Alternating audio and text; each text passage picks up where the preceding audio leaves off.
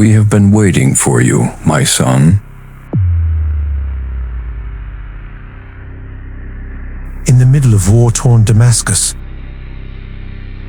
when bombs shook the streets and fear silenced the city, a young seeker arrived with nothing but faith, destined for a meeting that would change his life forever. What happens when a sincere heart is guided, not by maps, but by vision, and is called by a master he has never met?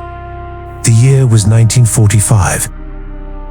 The streets of Damascus were empty, scarred by bombardment.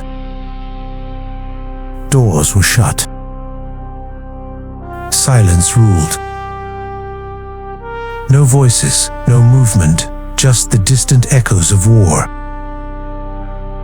And there he stood, alone, searching for a guide he could not find. His name was Shaykh Nazim, a young traveler driven not by worldly ambition, but by a burning longing for truth, for closeness to God, and for a teacher who could open the unseen. Lost in the streets, unsure where to go, something extraordinary happened. A vision appeared. He saw a man calling him. A house, a door.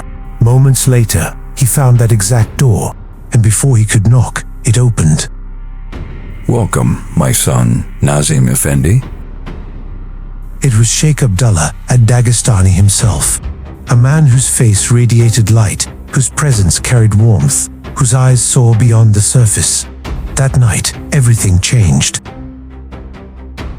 In the depths of night, during prayer, Shaykh Nazim was lifted, step by step, through unseen realities.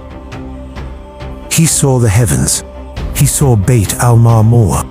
He saw 124,000 prophets standing in rows. And at the front, Prophet Muhammad, peace be upon him, leading the prayer. No words could describe the beauty. No heart could contain the sweetness. It was not a dream. It was a divine opening. But the greatest test was not the vision. It was obedience. After just one night, the Sheikh gave him an unexpected command. Go back to Cyprus. No explanation, no delay, just trust and surrender. Because in the path of truth, real elevation doesn't come from what you see, it comes from how you submit. How many times do we hesitate, question, or delay when life calls us to act? What if the breakthrough we seek is hidden behind obedience we resist? Shaykh Nazim didn't argue. He didn't wait. He obeyed. And because of that, doors opened, miracles unfolded, and his mission began. From prison for calling the Azan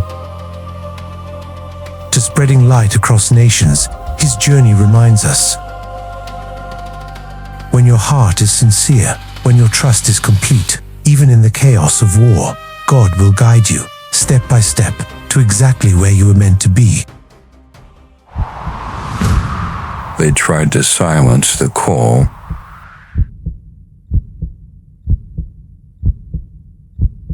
But how do you silence a heart that answers only to the divine?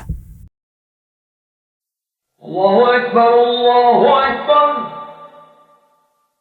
Allahu Akbar, Allahu Akbar. Ashhadu an la ilaha illa Allah. Ashhadu an la ilaha illa Allah.